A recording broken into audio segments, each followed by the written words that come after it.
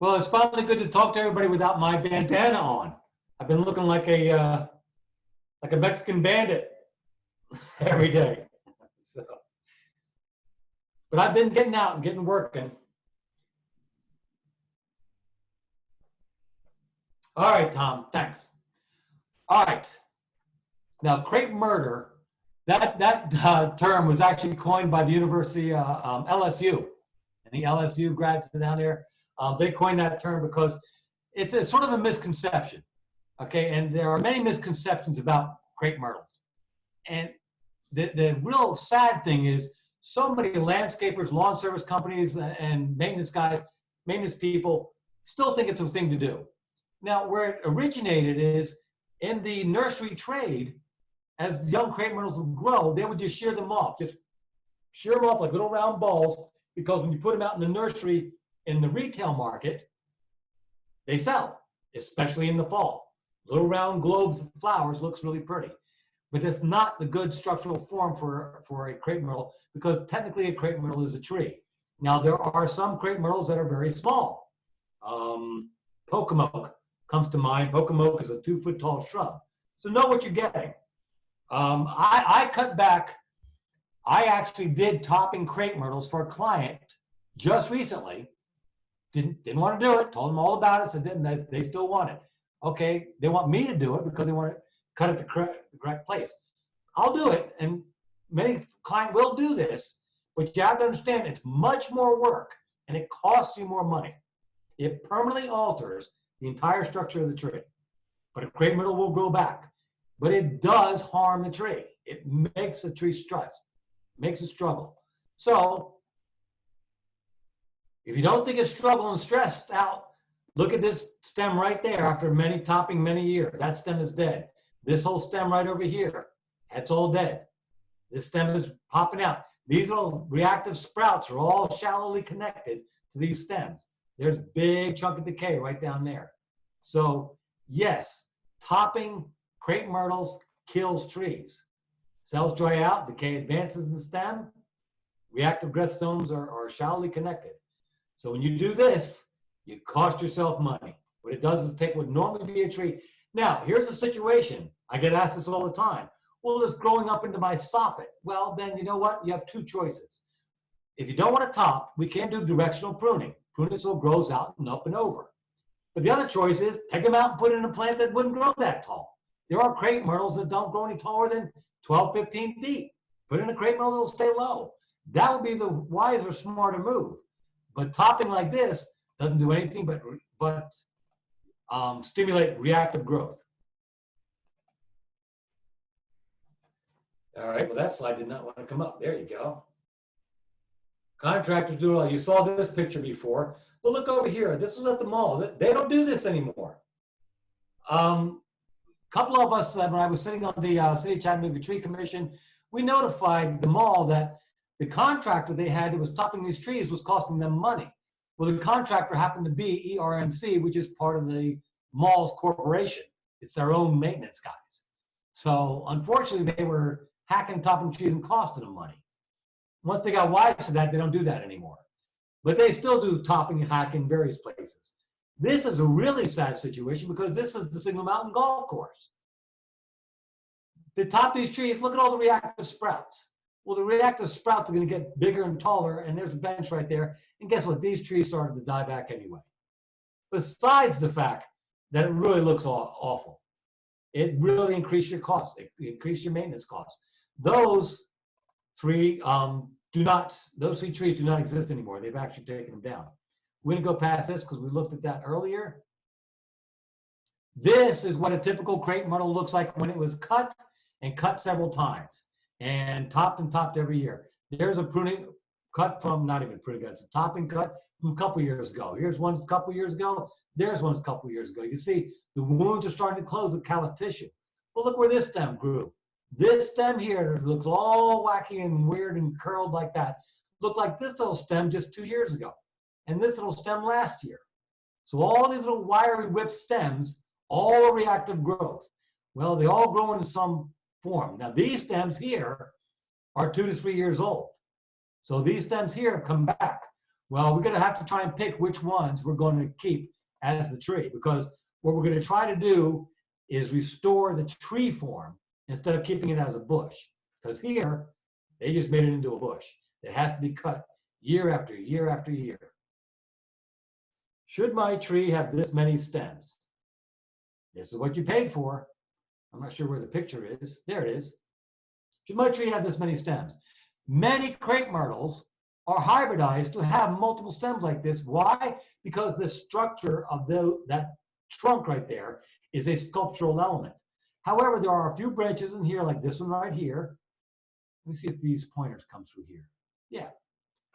These pointers right here will show you points where there are crossing rubbing limbs that can cause some structural problems. Well, you can take a few of these out and improve the tree structurally without destroying the form of the tree.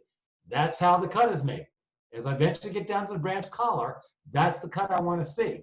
I took a whole stem out to make it look like, or to make it a structurally more sound tree, one without so many stems squeezing in too tight a space. So we move whole stems first. Yes. Then you go up into the upper crown, and here you can see I've got a pruner around that. I'm right at the branch collar. You see, there's a stub. When you leave a stub, the stub does one of two things. It either dies like this piece or this piece right here, or like these out here, it just sprouts out again with another sprout. So try not to leave stubs, and it'll be a much happier tree. Cut to the branch collar. Don't leave stubs like that. I'd forgotten about this PowerPoint with all those fly-ins. That's the tree. Now, there's two different views of the same tree. One face on at the front of the house, one from the side. It's, once again, multiple trunks, lots of trunks. That's okay, doesn't hurt a thing. We leave the flower casings alone up top. We didn't top it. Guess what? It's done. Leave it alone for years. And if you ever do any other pruning for some minor trimming, it's either a hand snip or real little time to do it. It doesn't hardly cost you anything. So if you treat trees correctly, especially crepe myrtles, if you prune them correctly, you can save yourself a lot of money and still enjoy the beauty and the natural form of the tree. This is what happens when large crepe myrtles get allowed to grow. See how they sort of fuse together? These are crepe myrtles at my driveway. These are right along my driveway. And the third one back here got crushed by a tree a couple years ago, but they are grown up. These are natchez, they're 30 feet tall. The flowers in the upper part of the crown, which I see from the second floor window, but this is an ornamental feature. These structural elements right here, these sculptures are ornamental features, and the exfoliating bark and that color in the bark and trunk. These are all features that you pay extra money for in the nursery trade. That's the view from my house looking up the driveway. These are the three tall crepe myrtles. Once again, I let them grow tall. I let them get up and tall. That doesn't hurt a thing. I want this. This is the part I want to see as the ornamental element. These are three crepe myrtles you saw in the earlier pictures before. This is up in a condo complex up on Signal Mountain. Once again, the taper from the bottom all the way to the top. That's a more structurally strong tree as far as leaving it alone. But look, even the branches here, up and over the mowers, up and over the fence, up and over the shrubbery bed, and then leave it alone. When pruned correctly, there's a lot less work. Here you can see this is that other one we had in the other previous show, the other previous PowerPoint. Once again, these are the limbs that were hidden. You can see right over here, they were hidden the RV unit. We pruned those off. So pruning correctly, directional pruning will get them out of the way. This is a real restoration pruning effort right here.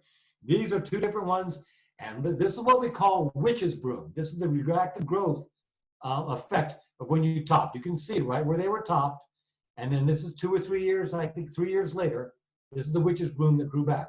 You can see where this is the broom handle, and there's the witch's broom effect. Well, how do you fix that? Well, you got to go in and prune and thin things out and look for branches that have somewhat of a structural integrity. Here, this thick branch right here has 1, 2, 3 pieces we can allow. This one right here had 2 pieces. This branch right here only had 1 good piece that I could leave. This one here, only one good piece left. However, once it's pruned out to rethin it, to leave more for the taper and the structural integrity, there you can see the difference. This is the one yet to be pruned. This is the one I just pruned afterwards. Once again, I try to leave at least wherever I can, stems are almost as thick as this thick stem here, and wherever I can, I try to leave one or two pieces. What you want is space up in between here and allow these to grow. This gets pruned later on. Get the tree back to a tree form that you don't have to pay a lot of attention to. There's those two trees the following year after they've been pruned. Now, once again, I came back and I wouldn't prune as much out of this to thin them out too much here, but look at the fall color here. They're up and over these archways. They accentuate the height of the house. But here's the main thing. They don't have to do anything. They don't have to prune them. They don't have to top them. Leave them alone. Enjoy the fall color. Enjoy the flowers. They highlight the front of the house. So yes, once you correct them, once you fix them, it's a lot less work. It may take a year or two or maybe 3 years, but eventually it's going to be a whole lot less work and it's a lot prettier for you. Do I have to trim every year to get flowers? No. Nope. Every crepe myrtle will bloom in the summer. And what that means is that if you're going to prune and trim and you want a massive flower show, if you're going to top in the wintertime. That's why you see them always topped in the winter. Some people do it early, like October. Some people do it right about now. But they'll all come out with new stems and they'll put flowers on those new growth stems. So it doesn't really matter. Last year's seed capsules have absolutely no effect on the flowering ability of the tree. Many people do not like the combination of the old seed capsules hanging in the tree and the new flowers coming out. If you really don't like the old seed capsules, in about February, early March, if you go into the tree and just grab the branches and shake them vigorously, those seed capsules will drop out because they're on dead little tiny skinny stems and they'll fall right off. So if you really don't like the old seed capsules in the tree, just get up and shake the tree and they'll fall out. You don't have to go pruning and topping it. So here's another restoration. This is a pretty drastic one, but you can see where it was topped. But once again, you have to trust your instincts. As master gardeners, you should be getting used to looking at trees and shrubs and saying, this has got a taper from here to here. Unfortunately, this tree no longer exists. It was at a garden center. They just took the tree out later on. But it did come back, and it grew back, and it was actually, there it is. That was the following year. The stems I left. The only thing I had to prune the following year was all the trunk suckers that came from being constantly topped. So that's what I pruned out the following year. One little stem right down there I took off. Otherwise, still flowered, looked gorgeous. Those stems were all left last year. It's a gorgeous tree. Like I said, unfortunately, they took that tree out. But this is another situation. They've been topping them like shrubs. If you treat them like bushes, you'll have to treat them like bushes. And it's constant work. And see, you can see exactly what I'm talking about. When reactive stems grow, they grow laterally, sideways, wherever there's sunlight, grow where you don't want them. You want the tree to grow up and out of the way. Well, this is nothing but an issue. So we're going to correct these. We're going to come in and prune out a whole bunch of stumps in here, a whole bunch of pieces in there. We'll look for stumps we can leave like that. We're going to leave multiple stems like this to grow up as trees. They hang too low. You can see there's some of the pruning cuts. Once again, which one of these branches, live branches I took off, like I left this one here, isn't nearly as important as making good branch collar cuts. So whenever you take it off, make good branch collar cuts and the wounds will close. There's those 3 trees, restored prune. That's restored. That's left alone to grow. Now I just leave them alone and they'll grow back. It's another situation, just slightly different. Once again, a lot of clutter. This is not a bird's nest. That's a lot of clutter of reactive growth stems, just like all this is a clutter of reactive growth stems. See all these skinny little things right in through here? Well, they all become this thick eventually, and that thick eventually, and that thick eventually. So all these skinny little stems going where you don't want them become branches where you don't want them. So to get these fixed, that's what we look at. Once again, a little bit of judicious pruning, whichever ones I choose, doing branch collar cuts, Let's see. I think it went backwards. There. That's the row of them. And once again, this is the first one, but you can see how they were all topped before and how here I have left these stems to grow.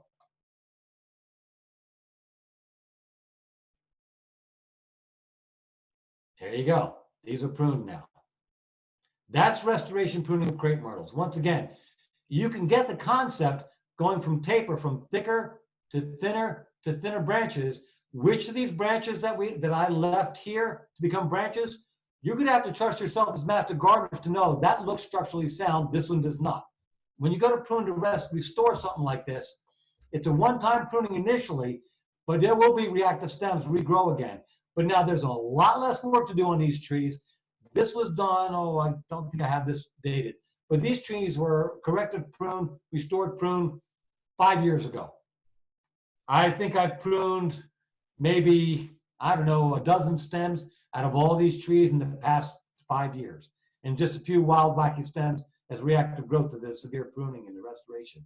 Now they don't have to be pruned at all. Just leave them alone. We just leave them alone and they're gorgeous. They flower every year and they're up and out of the way. Every situation is different, but the idea is there's a great sculptural element to a crepe myrtle, and you can utilize that to become a tree. So rather than top it, you can see this one was not topped. We leave all this, just leave that alone. And that's the structure. You prune it for structural elements and get it up and out of your way. You do that and it'll be a lot less work for you. I think we saw this one. That was on the previous program. This is another one. Now that was a little too much, but that in cityscapes, you can't really do a whole lot. If you have a crepe myrtle, you got a sidewalk here and roadway here, all the low limbs have got to come off. Well, this is your next candidate for removal because it's so low. But then once again, do it piece at a time and don't shock the tree. Don't overdo it and the tree will recover rather nicely. This is another nice tree, crepe myrtle. I think this one I pruned. That can be attractive year round. Yeah, this crepe myrtle I pruned and then 3 years later, it regrew back and just leave it alone. Once again, it's up and out of the way. I personally think that that structure right there is an attractive form as a tree, even in the wintertime. But the exfoliating bark and the color of the bark and the color of the branches, that's all hybridized by growers to be attractive ornamental features. So don't destroy it. Don't top it and you'll be okay. All right, that's crepe myrtles. I'm going to stop the share right there.